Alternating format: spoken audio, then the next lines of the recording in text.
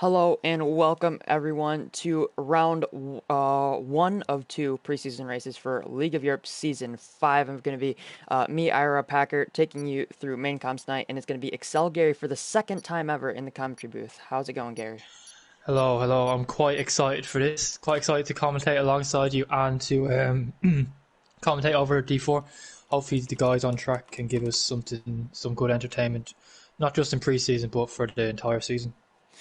Yeah, most definitely. Hungary, not one of the more exciting tracks on the calendar, so hopefully these guys can find a way to make it exciting and put up a great race here for the first uh, few races, or the first round for the season.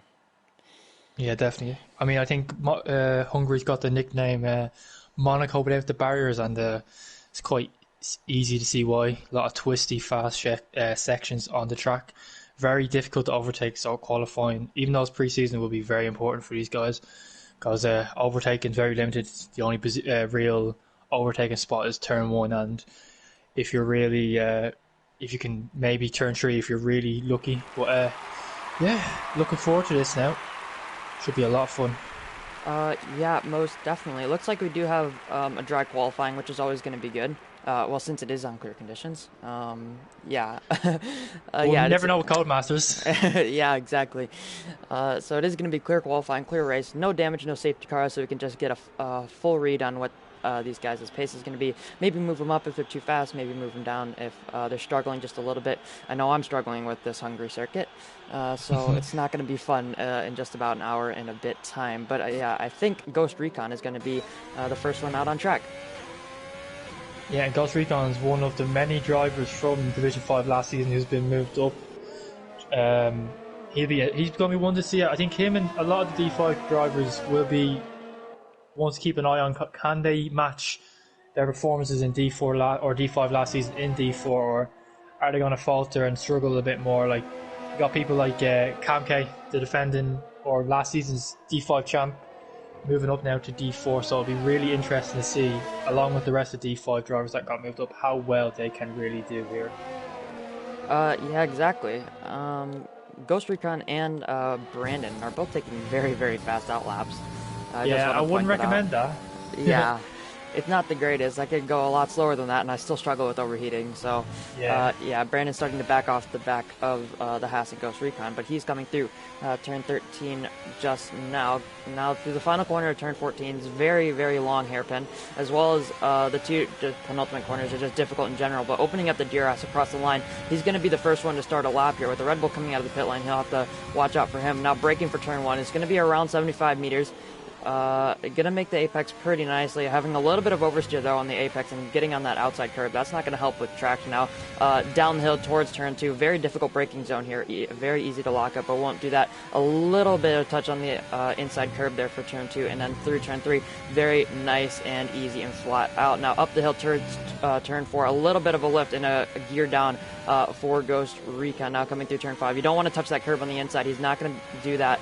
Not using all the track that he can. Now braking for the chicane, very difficult, especially with the sausage curves. He's gonna touch the one on the inside. That's not the greatest line through there. And now through 8 and 9, having a little bit of a slide out of 8. Maybe his tires starting to just overheat ever so slightly. Now coming through turn 11, very nice, very easy to invalidate there when you're on a hot lap. Now braking into turn number 12, very nice, and on the apex, not going to have any traction issues. Another difficult braking zone into turn 13, a little bit of a slide, and getting on that inside part, you don't want to be touching that, and then coming through the final corner once again, and on the exit, it's pretty easy to invalidate there as well. He's going to be a 15-2 for Ghost Recon. Yeah, I don't think he's going to stay in P1 for long. I know we have Brandon straight away with 14-6. Last season, Paul here was a 40-0 by JD Nolan, who of course is now in Division 2. So I'm expecting times to be around there. Maybe a couple can dip into the 13s, really high 13s if they get their laps together. But yeah, as I say, that Goldie then goes P1 again with 14-3. 3 tenths clear to him. That's a really good banker by him. He'd be really happy with that, I think. Yeah, we've had a spinner out of turn number 13. It's going to be MCR in the Ferrari.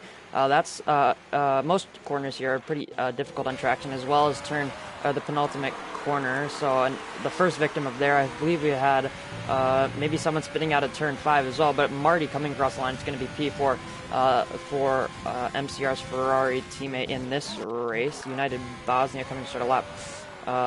But I think the next person across the line is going to be TTG Storm, who's actually invalidated on the medium tires. He'll be coming into the pit lane.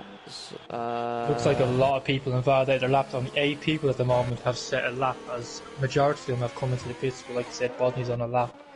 But yeah, most of them have have pitted, gone back in after invalidated. It's interesting to see Storm testing out the mediums. With damage off, I don't see the point to qualify on a harder tyre, as of course with damage off you can't get a puncher, so maybe he's just getting a feeling of the track. Maybe he went balanced, didn't have 4 sets of softs, so he decided to use a set of mediums just to get his eye in on the track. But yeah, be interested to see if he sticks with that strat or if he goes back out now on his set of mediums. Yeah, I'd just like to mention that Ghost Recon is going to go push in his quality session, as well as Ramp, who has not set a lap time. He's going to be doing his second lap just now. He did invalidate this one, so this one won't count. It would be a 14.8, so that would be putting him up into P5 in front of Cam K. So that'd be pretty decent so far, even though most people have not set a valid lap time yet.